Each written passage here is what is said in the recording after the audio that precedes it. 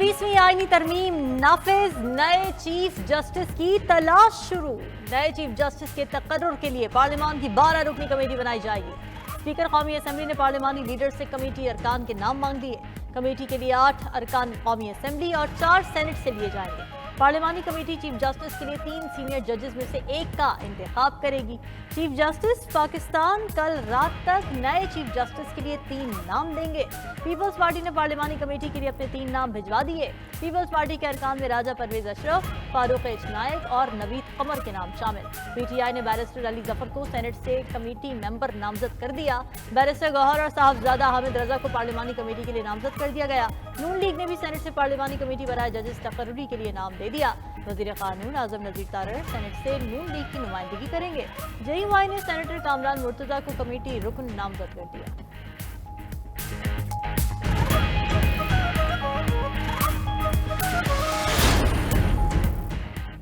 सदर ममलकत के दस्तखत के बाद 26वीं तरमीम आइन का हिस्सा बन गई। नोटिफिकेशन जारी। चीफ जस्टिस पाकिस्तान का खुद नोटिस लेने का इख्तियार खत्म कर दिया गया। जुडिशल काउंसिल की रिपोर्ट पर सदर किसी भी जज को बरतरफ कर सकेंगे। जजेस तकर्रुरी कमीशन हाईकोर्ट जजेस की कारकर्दगी का जायजा भी लेने का मिजाज होगा।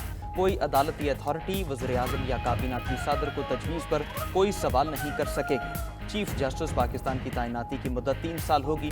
उम्र की बालाई हद 65 साल मुकर्रर। आईनी तरामीम के मुताबिक आइन से मुतालिक केसेस के लिए आईनी बेंच तश्कील दिया जाएगा। जुडिशल कमीशन आईनी बेंचेस और जजेस की तादाद का तयन करेगा। आईनी बेंचेस में तमाम सूबों से मसावी जजेस तैनात किए जाएंगे। अज खुद नोटिस का इख्तियार अब आईनी बेंचेस के पास होगा। सुप्रीम कोर्ट अपने तौर पर कोई हिदायत नहीं दे सकती। सुप्रीम कोर्ट हाई कोर्ट के किसी भी केस को मुंतकिल कर सकेगी।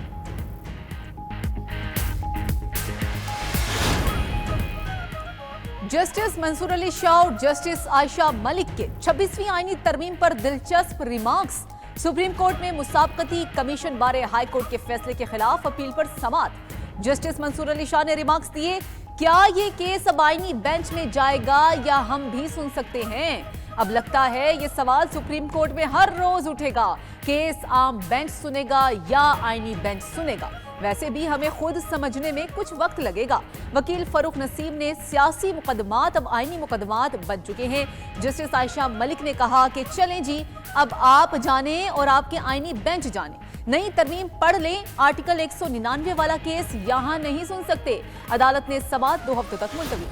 हुकूमतों को घर भिजवाया जाता था, जिसके जरिए वज़ीर आज़म को उनकी छुट्टी कराई जाती थी, जिसके जरिए मनमानी फैसलों से रेकोटेक कार के, जिससे कि पाकिस्तान के खजाने को अरबों डॉलर के नुकसान हुए। आज पाकिस्तान की तारीख में एक मरतबा फिर एक बड़ा अजीम दिन आया है, जिसके जरिए ये आज तय हो गया कि पार्लियामेंट सुप्रीम है। महिलाती साजिशों के जरिए हुकूमतों को घर भेजा जाता था, वज़ीर आज़म की छुट्टी करा दी जाती थी। आज तय हो गया, पार्लियामेंट सुप्रीम है। अब एक नया सूरज निकलेगा जिससे पूरे मुल्क में रोशनी होगी। वज़ीर आज़म शहबाज शरीफ का कौमी असम्बली में इज़हार ख्याल। कहा, आईनी तरमीम के लिए कोई लोटा वोट इस्तेमाल नहीं हुआ। आईनी तरमीम से पाकिस्तान का मुस्तकबिल मजबूत और महफूज होगा। ऐसे जजेस भी आए जिन्होंने तारीखी फैसले लिखे। ऐसे जजेस भी आए जिनकी मनमानियां इदारे के लिए काला धब्बा बन गए। पीटीआई भी इस आईनी तरमीम में आती तो बहुत अच्छा होता।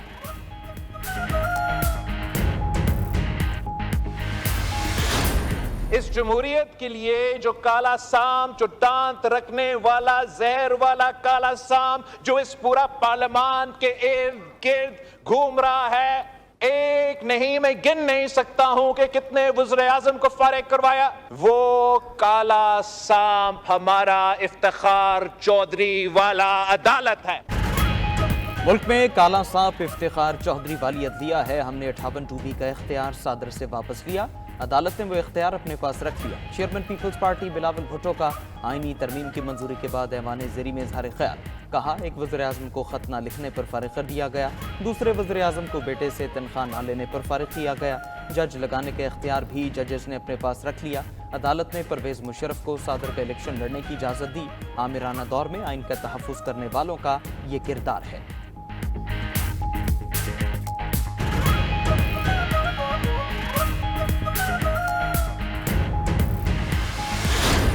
ये वो आईन है जिसके इब्तिदाई अल्फाज यही है कि अदलिया आज़ाद होगा, लेकिन इन तरामीम के पास होने के बाद अदलिया को हमेशा के लिए महकूम बनाया जाएगा।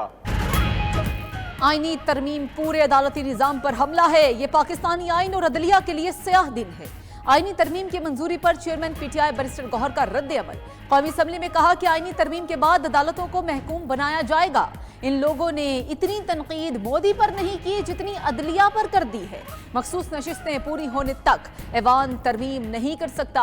अपोजिशन लीडर उमर अयूब ने कहा कि आईनी तरमीम आजाद अदलिया का गला घोंटने का अमल है। ये आईनी तरमीम पाकिस्तानी अवाम की नुमाइंदगी नहीं करती। तरमीम 31 अक्टूबर को मंजूर हो जाती तो क्या हो जाता।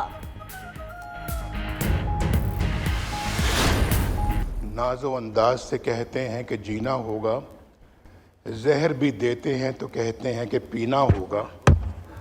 जब मैं पीता हूँ तो कहते हैं कि मरता भी नहीं, और जब मैं मरता हूँ तो कहते हैं कि जीना होगा।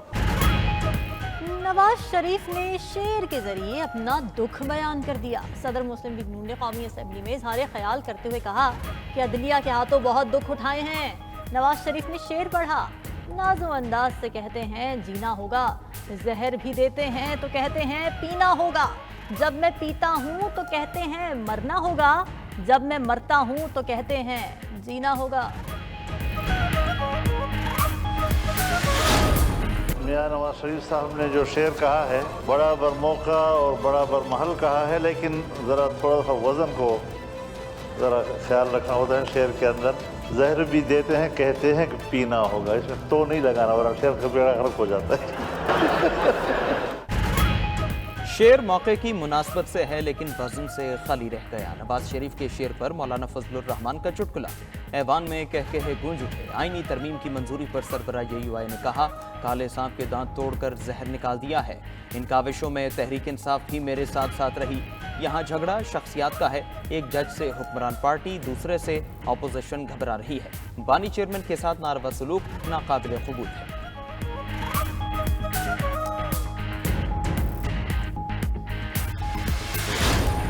ये गैर आईनी तरमीम करके सीनियर मोस्ट जज के बजाय अपनी मर्जी का जज लगाने का प्रोग्राम बनाया है। अगर आपने सीनियर मोस्ट जज को ना किया अपॉइंट तो इंशाल्लाह हम सब निकलने के लिए तैयार खड़े हैं। यहाँ पर सीनियर तरीन जज को चीफ जस्टिस ना बनाया तो हम दोबारा निकलेंगे। अशराफिया के नीचे लाकर अदलिया को महकूम बना दिया गया। वोट दिया है या नहीं, जो हुकूमती सफ में खड़ा है उसे नहीं छोड़ेंगे। वज़ीर आला खैबर पख्तूनख्वा ने 26वीं आईनी तरमीम को डाका करार दे दिया। KP असम्बली में इजहार ख्याल करते हुए कहा कि गैर आईनी तरमीम सिर्फ अशराफिया को फायदा पहुंचाने के लिए की गई। ऐसी हुकूमत ने अदलिया पर हमला किया जिसके पास जायज मैंडेट तक नहीं। हमें पता चल गया कौन गद्दार और जमीर फरोश थे। जिन लोगों ने बानी PTI की पीठ में छुरा घोंपा उनके नाम रात तक सामने आ जाएंगे। जिन्होंने वफादारियां बदली उनसे हिसाब लिया जाएगा। ये मामला इतने आराम से हजम नहीं होगा। PTI इंट्रा पार्टी इंतखाबात से मुतालिक नजरसानी दरखास्त मुस्तरद। चीफ जस्टिस काजी फैज ईसा की सरबराही में 3 रुकनी बेंच ने समाअत की। PTI के वकील हामिद खान का 3 रुकनी बेंच पर एतराज। नजरसानी दरखास्त के लिए लार्जर बेंच बनाने की इस्तदा कर दी। कहा मौजूदा 3 रुकनी बेंच अपील नहीं सुन सकता। केस लार्जर बेंच की तश्कील के लिए कमेटी को भेजा जाए। ऐसे शख्स के सामने दलाइल नहीं दे सकता जो हमारे खिलाफ बहुत मुतासिब हो। चीफ जस्टिस ने दरखास्त मुस्तरद करते हुए कहा दरखास्त गुजार की जानिब से 13 जनवरी के फैसले में किसी कानूनी सुकम की निशानदही नहीं की गई। हामिद खान अदालत में सियासत न करें, तकरीर करनी है तो बाहर जाकर करें। जस्टिस मुसर्रत हिलाली ने कहा एक जमात इंट्रा पार्टी इंतखाबात कराने में क्यों ताखीर कर रही है। इंट्रा पार्टी इंतखाबात करवाना तो 1 हफ्ते का काम है।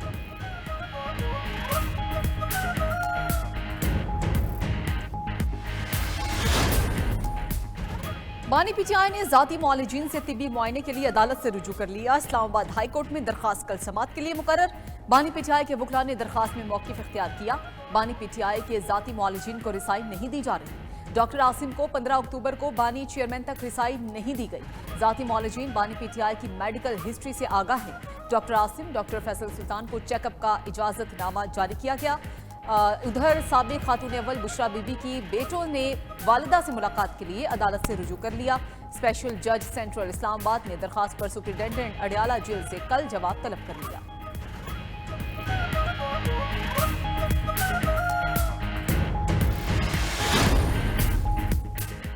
आईनी तरमीम पर पीटीआई के खिलाफ जाने वालों के नाम सामने आ गए। पीटीआई के सेक्रेटरी इत्तलात शेख वकास ने एक्स पर पैगाम में लिखा, एमएनए ज़हूर कुरैशी, मुबारक ज़ेब, चौधरी इलियास ने जमात के साथ गद्दारी की। एमएनए औरंगजेब खिची, उस्मान अली ने 26वीं आईनी तरमीम में हुकूमत का साथ दिया। बानी पीटीआई के साथ गद्दारी करने वाले मजीद अरकान असम्बली के नाम अवाम के सामने लाए जाएंगे। अवाम वोट से इन अरकान से हिसाब लेंगे।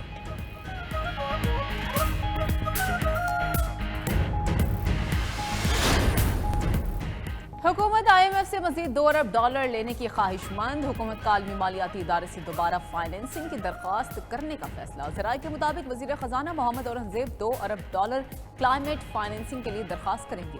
वजारत ख़जाना ने MD IMF से मुलाकात के लिए वर्किंग मुकम्मल कर ली।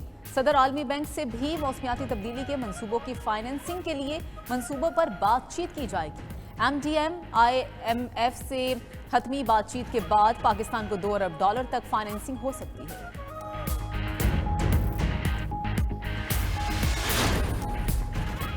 पंजाब में अपनी छत अपना घर प्रोग्राम के तहत घरों की तामीर शुरू। वज़ीर आला पंजाब मरीम नवाज का खुश नसीब शहरियों के लिए नेक ख्वाहिशात का इजहार। सिर्फ 2 माह की रिकॉर्ड मुद्दत में लाहौर, कसूर और दीगर अजला में पहली किस्त हासिल करने वाले अफराद ने मकानों की तामीर शुरू कर दी।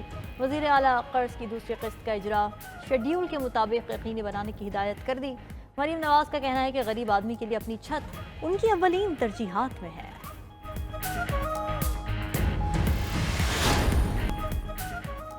इंडोनेशिया के नौमंतखब सदर ने मुल्क की तारीखी सबसे बड़ी काबीना बना डाली। नौमंतखब सदर ने हल्फ उठाने के चंद घंटे बाद ही 109 रुकनी काबीना का ऐलान कर दिया। 73 साल इंडोनेशियन सदर का कहना है वो एक मजबूत हुकूमत बनाना चाहते हैं।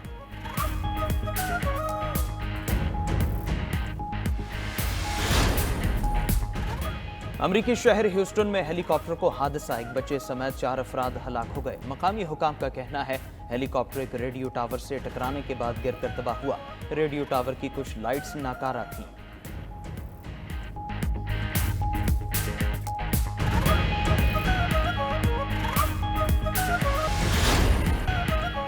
और इटली के शहर मिलान में फैशन वीक की रानाइयां जारी। मॉडल्स ने मुख्तलिफ ब्रांड्स के मौसम सरमा के मलबूसात ज़ेब तन करके रैंप पर वॉक किया।